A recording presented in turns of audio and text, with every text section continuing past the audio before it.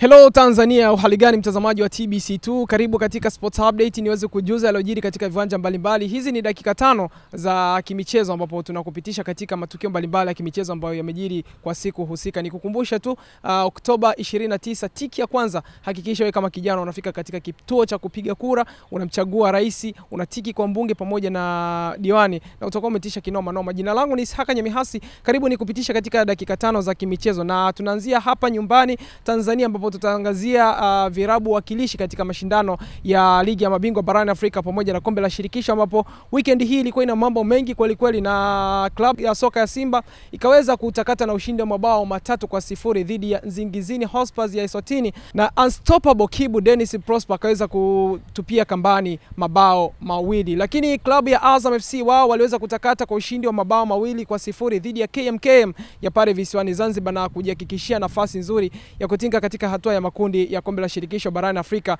Na wawakilishi wengine walikuwa ni Singida Black Stars ambao wao walikuwa nchini Burundi na wakaweza kupata sare ya bao 1-1. Bao la Kratos Chota Chama linawarudisha nyumbani na wanakuja kujiandaa katika mchezo wa marudiano wakiwa wana sare na wanatafuta ushindi wowote ili waweze kufuzu kuelekea katika hatua ya makundi ya kombe la shirikisho barani Afrika.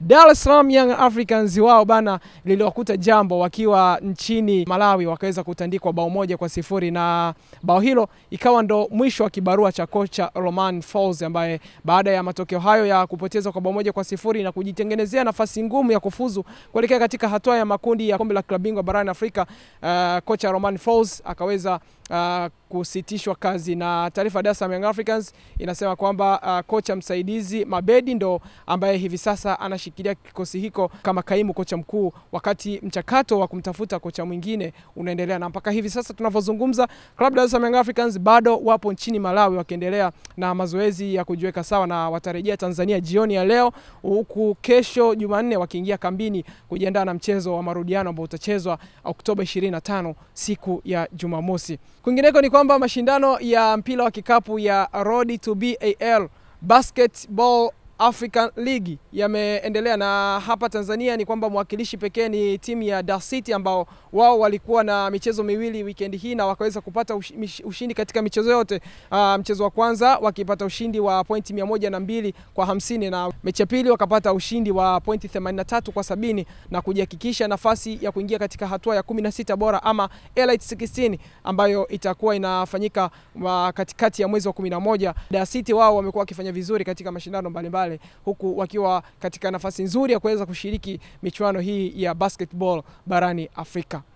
Paka hapo tunaweka nukta katika habari za kimichezo za hapa nyumbani Tanzania. Tunaelekea katika anga la kimataifa na tuanzie hapa Afrika ambapo timu ya taifa ya Morocco chini ya umri wa miaka 20 umeweza kutawazwa kwa mabingwa wa dunia baada ya kuwatandika Argentina katika fainali ya kombe la dunia kwa vijana umri chini ya miaka 20 kwa jumla ya mabao 2-0, na Morocco wakaweza kutawazwa kwa mabingwa wa dunia, huku timu ya taifa ya Colombia wao wakiwa ni washindi watatu baada ya kuwafunga Ufaransa kwa jumla ya bao 1-0. Ligi kuu mbalimbali barani Ulaya ziliendelea weekend hii, lakini taarifa kubwa ni juu ya mchezo wa jana, big match of the weekend kati ya Liverpool ambao walikuwa nyumbani Anfield wakiwaalika mashetani wekundu Manchester United, na Liverpool wakaweza kukubali kichapo cha bao 2-1. Na katika mchezo huo rekodi mbalimbali ziliweza kuwekwa na kuvunjwa, na hapa nitakutajia rekodi 3 ambazo ziliwekwa na kuvunjwa katika mchezo wa jana. Kwa mara ya kwanza tangu mwaka 2016 Manchester United wanapata ushindi katika uwanja wa Anfield, na mara ya mwisho walipata ushindi katika uwanja huo